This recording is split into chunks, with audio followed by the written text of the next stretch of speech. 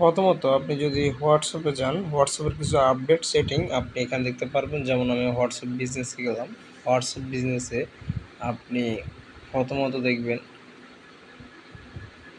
উপরে সার্চ বারে যদি আমি ক্লিক করি তাহলে আপনি অনেকগুলো অপশন সামনে দেখতে পাবেন।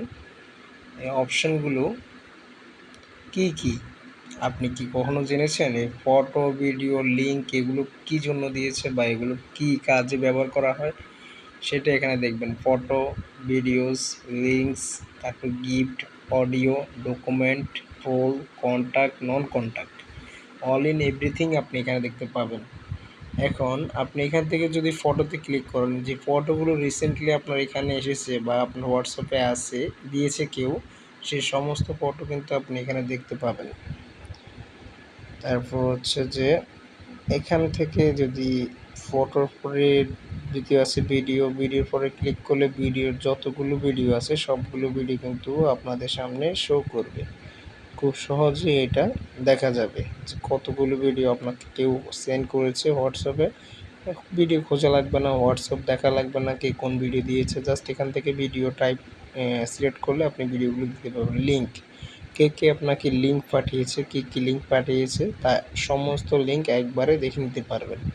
তারপর যদি আপনি এখানে সার্চ বারে ক্লিক করে আবার গিফটে যান বা অডিওতে যান, অডিও দেখলে সবগুলো অডিও আপনি এখান থেকে পেয়ে যাবেন এবং অডিও মেসেজগুলো আপনি চাইলে শেয়ারও করতে পারবেন বা সেভও করে রাখতে পারবেন। তারপরেতে আপনি এখান থেকে আপনি কন্ট্যাক্ট এবং নন কন্ট্যাক্ট, যে কন্ট্যাক্টগুলো আপনার মোবাইলে সেভ নেই কিন্তু আপনার সাথে অ্যাড আছে, সেগুলো আপনি এখানে নন কন্ট্যাক্টে ক্লিক করে দেখতে পাবেন।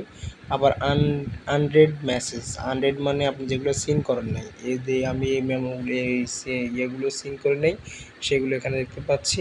তো এরকমভাবে আপনি খুব সহজে এগুলো কিন্তু করতে পারেন। তো আমি যদি আপনাদের একটা জিনিস দেখাই, আমি যদি এই লেখার আগে পরে স্টার বসাই তাহলে এই লেখাটা বোল্ড হয়ে যাবে, মানে মোটা হাতের হয়ে যাবে। আর আমি যদি এখন কোনো কিছু লিখি, ধরুন আমি লিখলাম, লেখার আগে একটা চিহ্ন দিলাম, এই চিহ্নটা যদি আপনারা ব্যবহার করেন তাহলে আমি কি করব, এরপরে যদি আমি এই সেম চিহ্নটা ব্যবহার করি তাহলে দেখেন এই লেখাটা মাঝখান দিয়ে কেটে গেল, খুব সুন্দর কিন্তু। তারপর আমি আরেকটা চিহ্ন ব্যবহার করলাম, নিচ থেকে ভালো হও, তাহলে এই লেখার পিছনে ব্যাকগ্রাউন্ড চলে আসলো। দেখুন আমি যদি এখানে চিহ্ন আগে পরে দিই তাহলে এই লেখার পিছনে কিন্তু একটা ব্যাকগ্রাউন্ড চলে আসলো।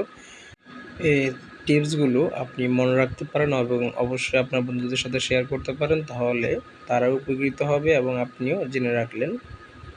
ধন্যবাদ। ভিডিওটি ভালো লাগলে অবশ্যই সাবস্ক্রাইব করবেন এবং আমাদের সাথে থাকবেন।